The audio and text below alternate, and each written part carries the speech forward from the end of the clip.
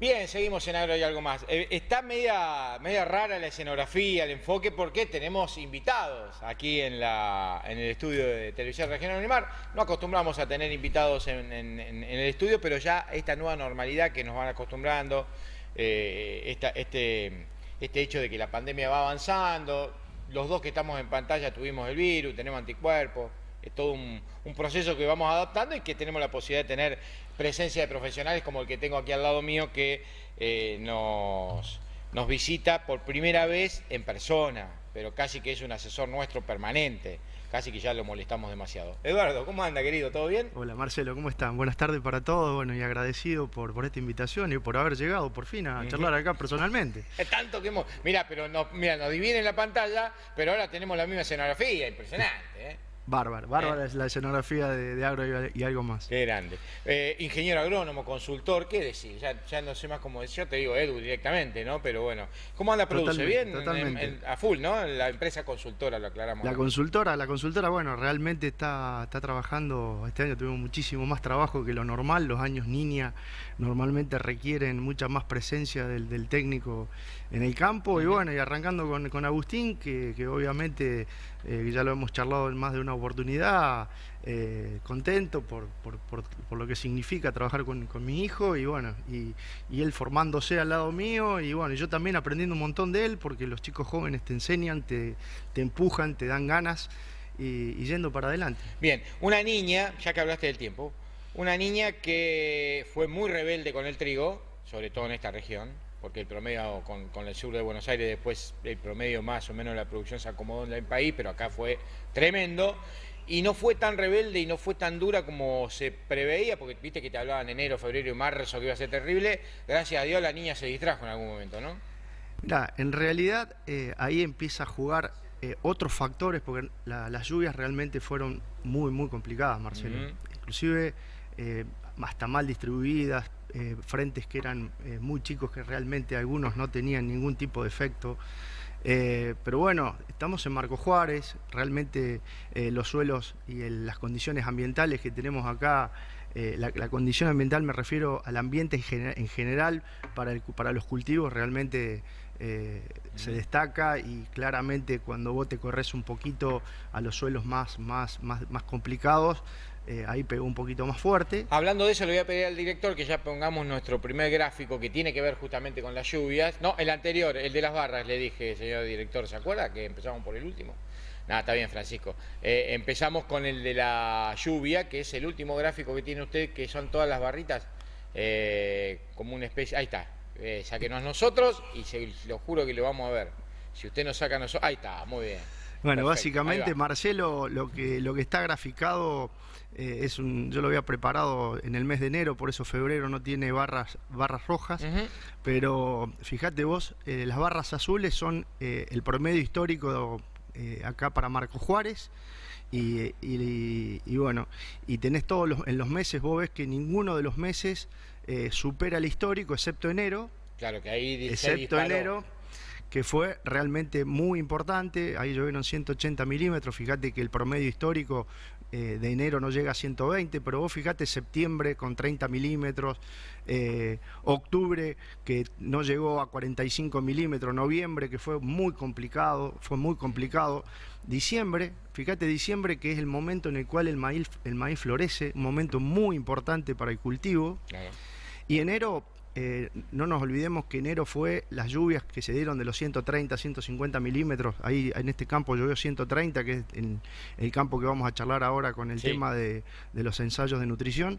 Se dio a fines de enero. Y esa barra azul que es febrero, hoy, más allá de que no tenemos el dato porque todavía no terminó el mes. No, pero llovieron 5 milímetros. Y hubo una o dos lluvias de 4 o 5 milímetros que fueron totalmente intrascendentes, podemos decir, de acuerdo a los pronósticos que estamos viendo, que enero, que febrero va a ser un mes que pasamos prácticamente de largo, y claramente vos fijate en el gráfico de barras que la niña, realmente los climatólogos no se han equivocado, le erraron en enero, que hablaban de un enero difícil, pero el resto de los meses en muchas situaciones no llegó a llover el 50% de la lluvia histórica. Y eso obviamente repercute fuertemente en los cultivos, no solamente en maíz, en trigo, en soja de segunda, inclusive también, que estamos viendo algunas deficiencias, pero te vuelvo a repetir lo que hablábamos recién.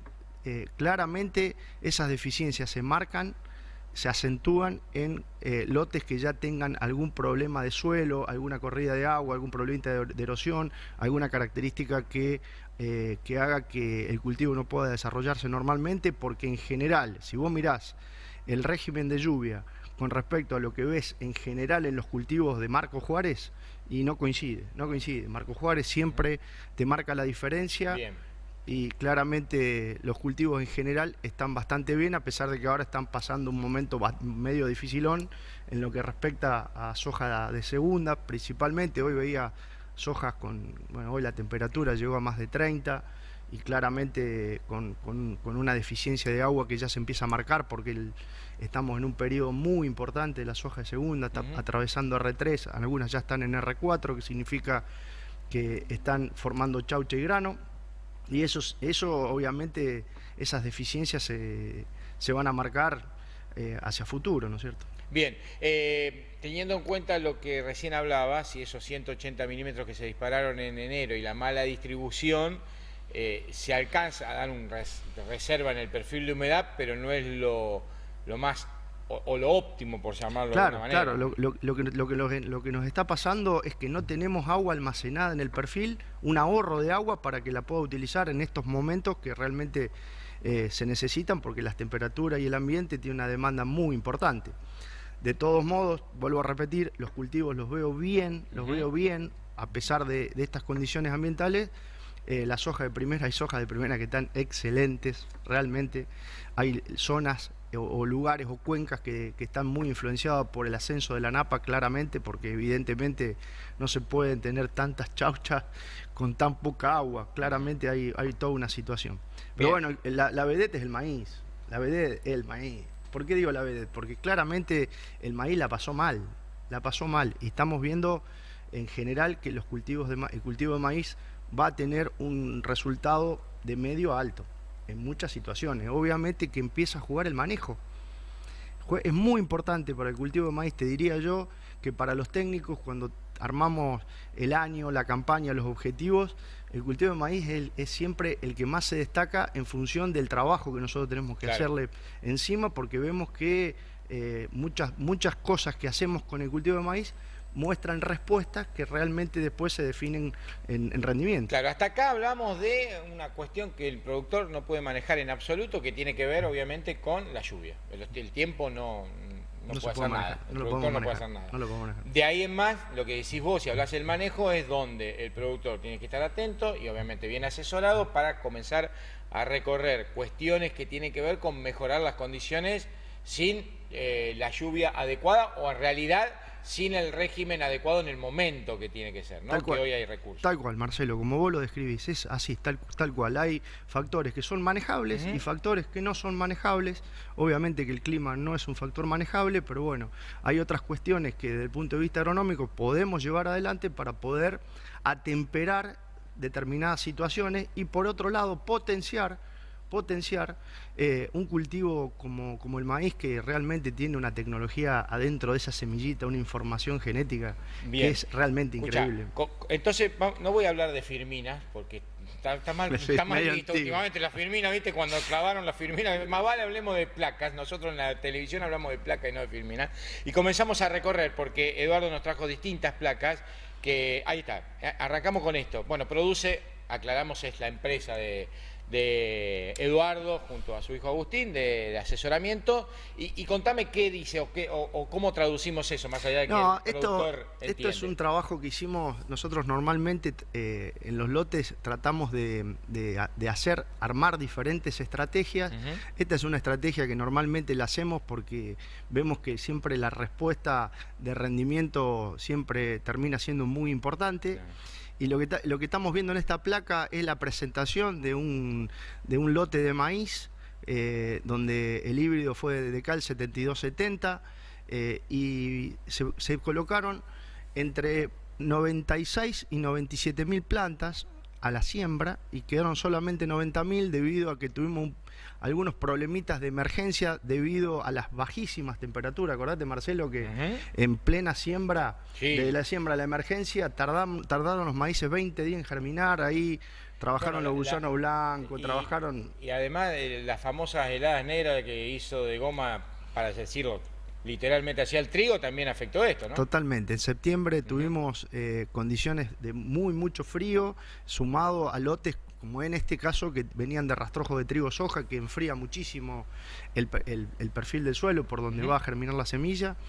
Y bueno, y en ese momento en la siembra se colocó una cantidad de fertilizante importante, como dice en la placa, 150 kilos de microesencia LSZ. Esta es la estrategia, por llamarlo de alguna manera, del inicio del proceso. Exactamente. Este es el momento de la siembra, donde se sembraron, como te decía, aproximadamente 95-96.000 semillas, germinaron 90, por eso dice 90, y en el momento de la siembra se fertilizó en forma incorporada al costado de la línea, que esto no es un detalle menor, 150 kilos de microesencia al SZ y se agregó 170 kilos de urea.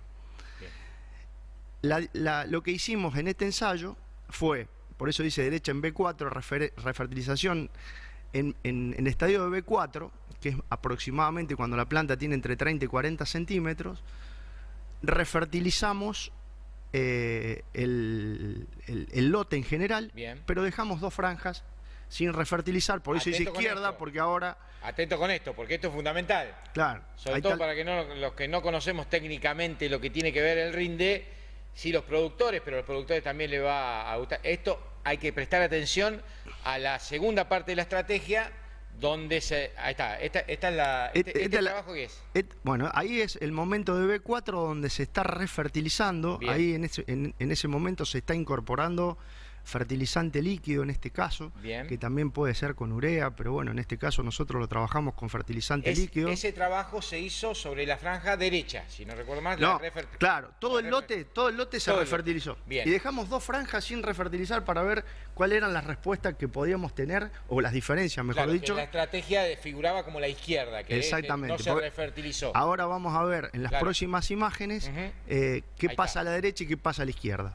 Bien, esto es otra placa. Esto es otra placa que fue aproximadamente el 10 de febrero, que fuimos con Agustina la continuidad del proceso, digamos. Exactamente. A ver, visualmente, ¿qué estábamos viendo? ¿Qué diferencias veíamos?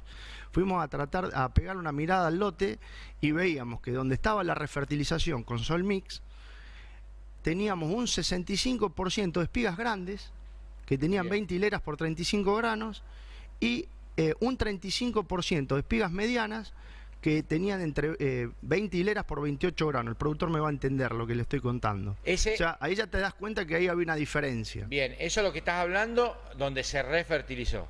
Y sin refertilizar... Y sin refertilizar encontrábamos un 60% de espigas medianas, fíjate vos la diferencia, de 20 por 28. Claro, parecida al 35%. Exactamente, exactamente. Claro. Y un 40% de espigas chicas que solamente tenían 16 hileras por 24.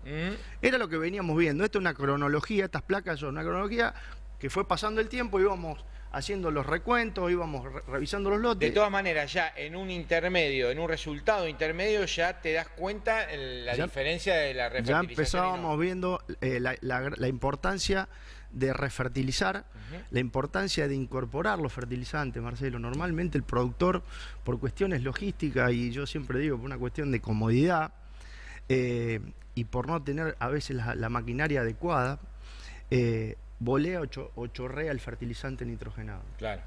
En realidad nosotros tenemos que haber empezado charlando un poco que hay 4 nutrientes que son muy importantes para el cultivo de maíz, que son fósforo, azufre, zinc y nitrógeno.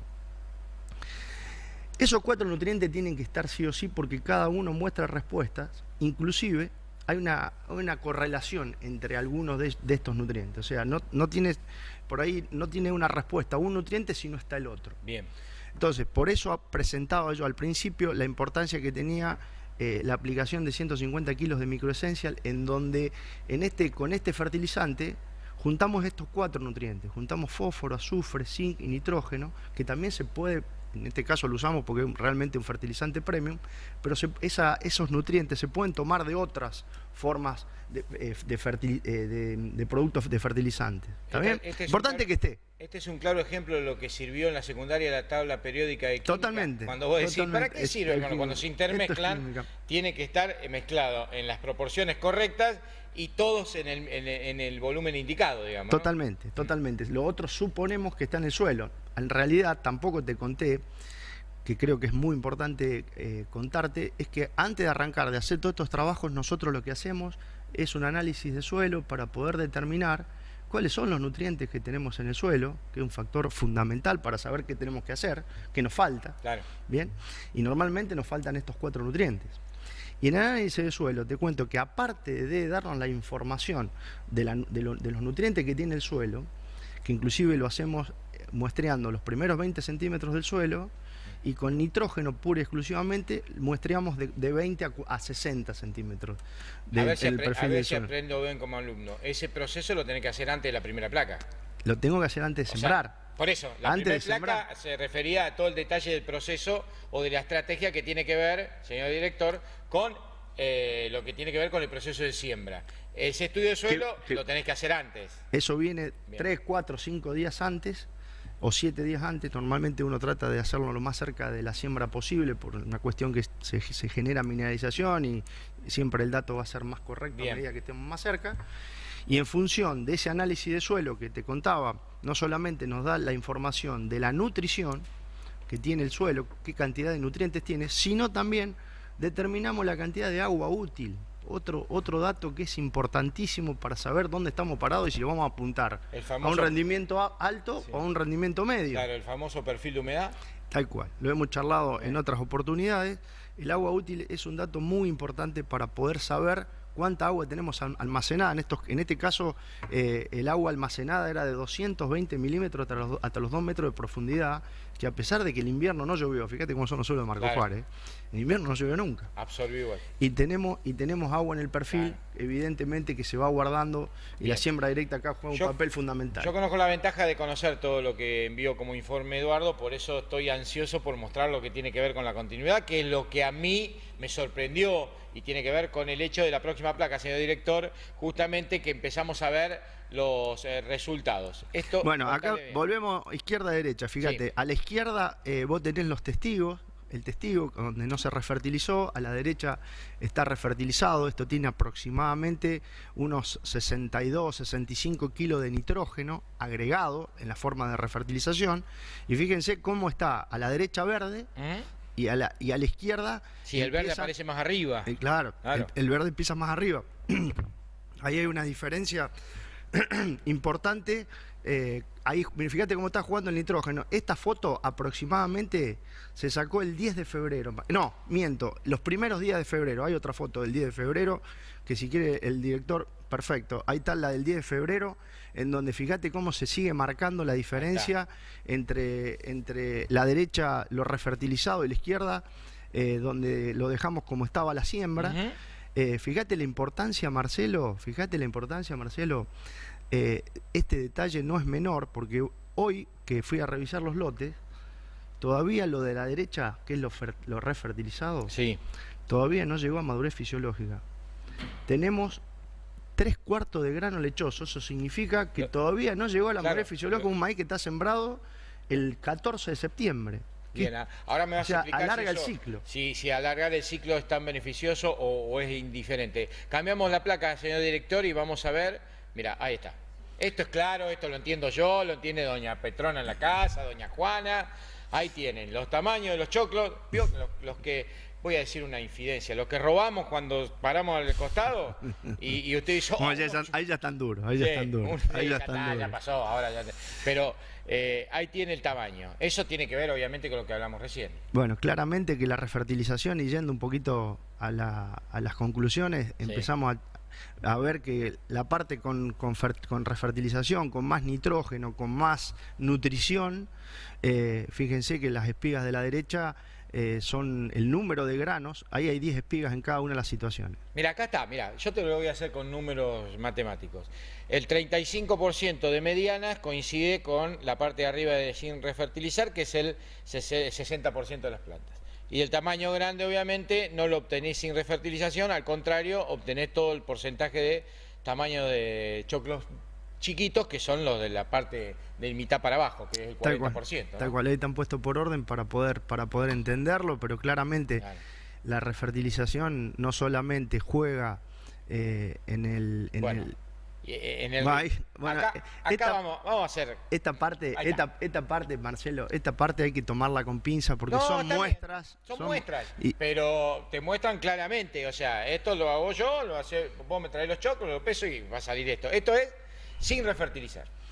Esto es sin refertilizar. Estamos hablando de 10 espigas, para claro. decir 2 kilos 302 gramos para las espigas que estaban recién en la foto. Son las mismas espigas. Son las mismas espigas. La pusimos Cámbiese arriba de la el director balanza. Y este con refertilización. Y con refertilización vemos que las muestras que tomamos, que normalmente lo que hacemos, esto es muy complicado sacar las muestras, porque tenés que conseguir en un sector que tengan 10 plantas contiguas, que no haya ninguna, que haya una muy buena equidistancia entre plantas para que podamos comparar peras con peras, si no estamos comparando pera con manzana. De todos modos, estos son muestreos, lo importante va a ser la cosecha, estos son datos que coinciden bastante con lo que venimos haciendo años anteriores. Lo que hay que decir es son datos del campo, o sea, esto estos choclos no los compramos en el almacén, los sacamos del campo, se hizo sobre el ensayo que se hizo correctamente con la fertilización y con el programa hecho. Tal cual. Y eso tiene que ver con una diferencia de rinde que lo está viendo ahí, un 27% indica lo que esta muestra. A ver, volvemos, el tema es así. Una cosa es muestrear a mano, te digo, porque he hecho un millón de ensayos, y otra cosa es pasar con la cosechadora, que es la que realmente te dice la realidad. Sí.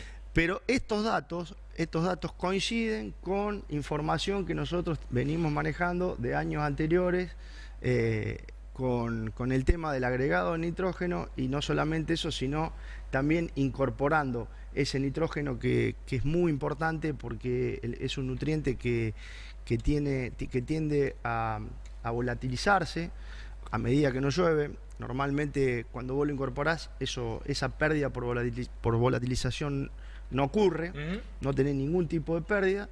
Y bueno, y es un cultivo que realmente hay que ponerle todo porque... Voy a tener que hacer magia para meter todo el programa. Me encanta hablar de esto. La última foto es la que a mí, sin ser un entendido, es la que dije, las dos rayas amarillas que son. Obviate. Esto es una foto de NDVI. Una foto de NDVI es una foto sacada por un satélite que nosotros la logramos a través de un sistema que se llama FieldView. Y bueno, y se ven esas dos franjas claras, que son los dos testigos sin fertilizar, sin refertilizar. Claramente. Y bueno, y estas son las que no mienten. Evidentemente ahí la imagen te está mostrando un poco todo lo que nosotros veíamos con fotos y te estuve describiendo. Pero realmente, Marcelo, creo que todo esto va a continuar. Esto va a continuar en el momento de la cosecha. Y bueno, ayer charlando me propusiste venir a contarte un poquito todo esto. Y bueno, y como estamos en esto, ¿cómo te voy a decir que no? Y además no va a ser la primera vez que te vamos a tener aquí en persona. Hay otros proyectos además, pero nos encanta que esto... lo prometimos al comienzo del programa y siempre dijimos, lo vamos a hacer más técnicamente. El Zoom y la nueva modalidad nos dio posibilidades de eso, pero no las concretas de venir y analizar de esta manera. Yo te agradezco, te invito obviamente a continuar con algunas cuestiones que tienen que ver con lo técnico. Vamos a estar con este mismo estudio una vez que cosechemos ese lote y totalmente. Vamos a ver esa va a ser la verdad. El y evidentemente, Marcelo, el buen manejo de la densidad de planta, y esto es un mensaje hacia los productores, el buen manejo de la densidad de planta, que tiene que ver con el híbrido en cuestión, porque uno no puede levantar densidades cuando hay híbridos que tienen tallos que son débiles. Hay determinados híbridos que el tallo realmente se banca a las altas densidades. Hemos llegado a tener ensayos con 120.000 plantas, son valores muy altos. Es decir, el manejo de las densidades acompañado con el manejo de la nutrición del cultivo son dos herramientas que realmente ya no cabe ninguna duda que siempre el costo con respecto al beneficio, la relación costo-beneficio, es una de las más importantes para saltar en el rendimiento. No solamente vamos a tener mayor número de grano, sino, como veíamos en las imágenes de NDVI, el peso de grano va a ser mayor porque evidentemente la zona, la parte refertilizada, donde está bien nutrido el cultivo, dura más, se alarga, y eso significa que llena más el grano. Abrazo enorme, gracias. No, por favor, gracias a ustedes y bueno, y acá presente. Señor director, haga lo que pueda. Pausa y ya venimos con el final acortadito del programa. Vamos.